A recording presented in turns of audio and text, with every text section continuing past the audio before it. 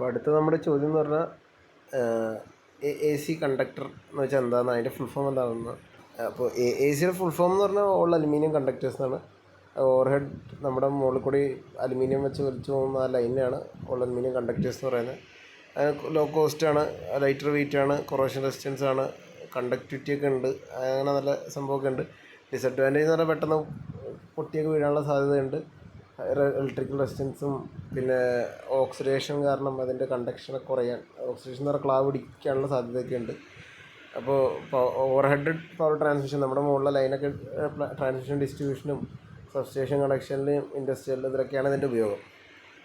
A സിയുടെ വേറെ വകഭേദങ്ങളുണ്ട്. All aluminium alloy conductor A C ഉണ്ട്, ACSR ഉണ്ട്, അലുമിനിയം കണ്ടക്ടർ സ്റ്റീൽ റീഇൻഫോഴ്സ്. ഇതാണ് ശരിക്കും നമ്മൾ ലൈനിൽ ഉപയോഗിക്കുന്നത്. ഇതിൻ്റെ വിശദമായിട്ടുള്ള വീഡിയോ നമ്മൾ വേറെ ചെയ്യുന്നുണ്ട്.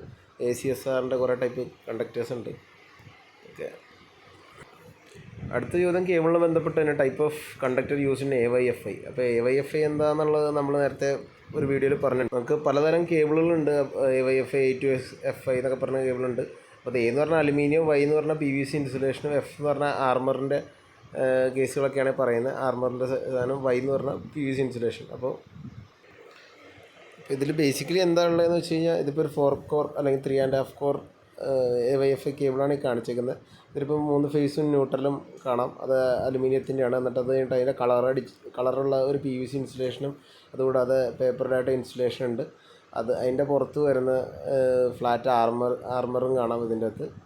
അതിനുശേഷം ഏറ്റവും പുറത്തൊരു ലെയറും കൂടി ഉണ്ടാവും. അപ്പോൾ AYFI എന്ന് പറഞ്ഞാൽ അകത്തുനിന്ന് പുറത്തേക്കാണ് അതിൻ്റെ കോഡ് വരുന്നത്. ഏറ്റവും അകത്ത് അലുമിനിയം, അത് കഴിഞ്ഞിട്ട് ആ കളറുള്ളത് PVC ഇൻസുലേഷൻ, വീണ്ടും ഫ്ലാറ്റ് ആർമറുകൾ, അത് കഴിഞ്ഞിട്ട് പിന്നെ പുറത്തൊരു കറുത്ത PVC ഇൻസുലേഷൻ. അപ്പോൾ നമ്മുടെ ചോദ്യത്തിനുള്ള ഉത്തരം എന്ന് പറഞ്ഞാൽ അതിൻ്റെ അകത്ത് അലുമിനിയമാണ് ഉപയോഗിക്കുന്നത്, കണ്ടക്ടറായിട്ട് ഉപയോഗിക്കുന്നത് എന്നുള്ളതാണ്. ഇല്ലെങ്കിൽ അത് കോപ്പറായിട്ട് മനസ്സിലാക്കുക. അതായത് YFI എന്ന് മാത്രം എഴുതിയിട്ടുണ്ടെങ്കിൽ അത് കോപ്പറാണെന്ന് നമ്മൾ മനസ്സിലാക്കണം.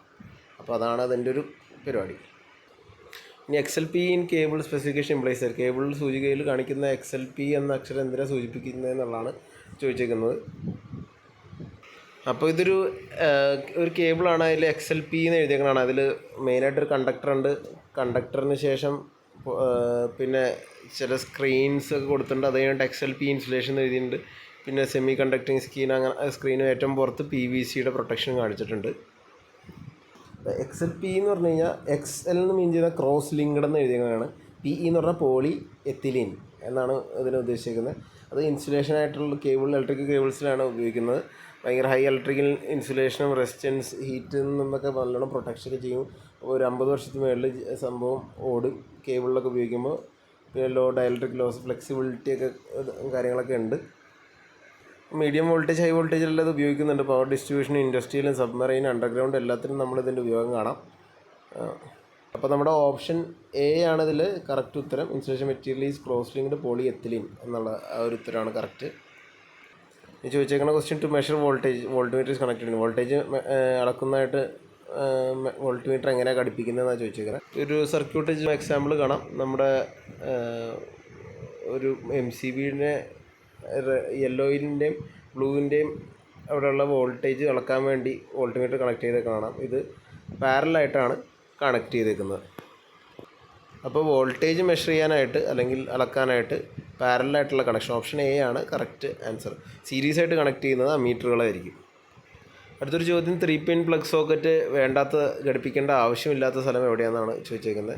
അപ്പോൾ എക്യുപ്മെൻറ്റ് വിത്ത് ക്ലാസ് 2 ഇൻസുലേഷൻ എന്നൊരു ഓപ്ഷൻ ഉണ്ട്. Wiring with unearth system, supply voltage less than 50 volt വന്നിട്ടുണ്ട്. അപ്പോൾ ഈ ക്ലാസ് 2 ഇൻസുലേഷൻ എന്ന് പറഞ്ഞാൽ ഡബിൾ ഇൻസുലേഷൻ ഉള്ള ഒരു എക്യുപ്മെൻറ്റിനാണ് പറയുന്നത്. അതിൻ്റെ വിശദമായിട്ട് നമുക്ക് വേറെ വീഡിയോ ചെയ്യാം. പിന്നെ അൺഎർത്ത് സിസ്റ്റവും അതേപോലെ വിശദമായിട്ടൊരു വീഡിയോ ചെയ്യേണ്ടതാണ്. അപ്പോൾ അതിലും എർത്തിങ് പഴയ ഇൻസുലേഷനിലും IT സിസ്റ്റം എന്നൊക്കെ പറഞ്ഞ എർത്തിങ് ഉണ്ട്. അപ്പോൾ അതിൻ്റെ അകത്തൊന്നും ഈ വേറെ സെപ്പറേറ്റ് നമ്മൾ എർത്ത് എടുക്കേണ്ട ആവശ്യമില്ല ഈ ക്ലാസ് 2-ലും അൺഎർത്ത് സിസ്റ്റത്തിലും. അതുകൂടാതെ വോൾട്ടേജ് കുറഞ്ഞ ഇതിലും വലിയ റിസ്ക് ഒന്നും ഇല്ലാത്തതിലും നമുക്ക് ഇതിൻ്റെ ആവശ്യമില്ല. അപ്പോൾ അതുകൊണ്ട് ഓപ്ഷൻ D ആണ് ഇതിന് പറ്റിയ കറക്റ്റ് ആൻസർ. അടുത്ത് ഇന്നലെ പറഞ്ഞ ക്വസ്റ്റിനോട് അനുബന്ധമായിട്ട് പറയേണ്ട കാര്യങ്ങളായിരുന്നു. What material is use in transformer breather to absorb moisture. അപ്പോൾ ഞാൻ ബ്രീത്തറിൻ്റെ കേസ് ട്രാൻസ്ഫോമറിൻ്റെ കഴിഞ്ഞ ദിവസത്തെ വീഡിയോയിൽ ക്വസ്റ്റ്യൻ സോൾവ് ചെയ്തുമ്പോൾ ഞാൻ പറഞ്ഞിരുന്നു. അപ്പോൾ അതിൽ കൂടെയാണ് ബ്രീത്തറിൽ കൂടെയാണ് നമ്മുടെ ട്രാൻസ്ഫോമറിലേക്കുള്ള എയർ സർക്കുലേഷന് വേണ്ടിയുള്ളത് കിട്ടുന്നത്. അപ്പോൾ ഈ എയറിലുള്ള ഈർപ്പം വലിച്ചെടുക്കാൻ വേണ്ടി ബ്രീത്തറിൽ ഒരു സംഭവം ഉപയോഗിക്കുന്നുണ്ട്. അതെന്താണെന്നുള്ളതാണ്. നമ്മൾ ട്രാൻസ്ഫോമർ ശ്രദ്ധിച്ചു കഴിഞ്ഞാൽ ഇതിങ്ങനെ ഒരു സാധനം അതിൻ്റെ അകത്തുള്ളത് കാണാം. ഇതിനാണ് ബ്രീത്തർ എന്ന് പറയുന്നത്. ഇതിൻ്റെ അകത്ത് നിറച്ച് വെച്ചേക്കുന്ന എന്ത് മെറ്റീരിയൽ, ആ ബ്ലൂ മെറ്റീരിയൽ എന്താണെന്നാണ് ചോദ്യം. അതിന് സിലിക്കൺ ജെല്ലാണ് അതിൻ്റെ കറക്റ്റായിട്ടുള്ള ഉത്തരം. അതായത് ഓപ്ഷൻ ഡി ആണ് ഇതിൻ്റെ കറക്റ്റ് ആൻസർ. ഒരു ചോദ്യം കൂടി നമുക്ക് നോക്കാം ഇന്ന്. 100ത്തെ ചോദ്യം എത്തിയെങ്കിലും കുറേ നോക്കാനുള്ളതുണ്ട്. അപ്പോൾ അത് ഒരു വേറെ പ്രത്യേക ഓർഡറിലാണ് നമ്മൾ ഫോളോ ചെയ്യുന്നത്. അപ്പോൾ VDBയുടെ ഫുൾ ഫോം എന്താണെന്നാണ് ചോദിച്ചേക്കുന്നത്. അപ്പോൾ അതിൻ്റെ ആദ്യം തന്നെ ഉത്തരം പറഞ്ഞുകൊള്ളട്ടെ. അതിൻ്റെ ഉത്തരം എന്ന് പറഞ്ഞു കഴിഞ്ഞാൽ വെർട്ടിക്കൽ ഡിസ്ട്രിബ്യൂഷൻ ബോർഡാണ്. ഓപ്ഷൻ ഡി ആണ് കറക്റ്റ് ആൻസർ. അപ്പോൾ ഇതാണ് നമ്മുടെ വെർട്ടിക്കൽ DBയുടെ ഒരകത്ത് തുറന്നു കഴിഞ്ഞാലുള്ളൊരു അവസ്ഥ കാണുന്നത്. അതിൻ്റെ അകത്ത് നമുക്ക് ഇതിൻ്റെ ഒരു അറേഞ്ച്മെൻറ്റ് മുകളിൽ നിന്ന് താഴത്തോട്ടായിരിക്കും, അല്ലെങ്കിൽ താഴത്തുനിന്ന് മുകളിലേക്ക് ആയിട്ടായിരിക്കും. ഇപ്പോൾ ഈ കാണുന്ന പോലെ താഴത്ത് മെയിൻ ഇൻകമറും അതിൽ നിന്ന് കുറേ അധികം ഔട്ട് ഗോയിങ്സ് പോകുന്നതാണ്. ഇത് 4 വേ 8 വേ ഒക്കെ ആയിട്ട് നമുക്ക് അവൈലബിൾ ആണ്. അപ്പോൾ ഇതിൻ്റെ ഒരു പ്രത്യേകത എന്ന് പറഞ്ഞാൽ നമുക്ക് ഒറ്റയടിക്ക് 3 ഫേസ് കണക്ഷൻ കുറേ എണ്ണം നമുക്ക് എടുത്തുകൊണ്ട് പോകാം. അതായത് 8 3 ഫേസ് മോട്ടറുകൾ ഉണ്ടെങ്കിൽ അതിലേക്ക് സെപ്പറേറ്റ് കണക്ഷൻ എടുത്തുകൊണ്ട് പോകാൻ പറ്റും. അപ്പോൾ ഓപ്ഷൻ ഡി ആണ് ഈ ഒരു ചോദ്യത്തിൻ്റെ കറക്റ്റ് ഉത്തരം.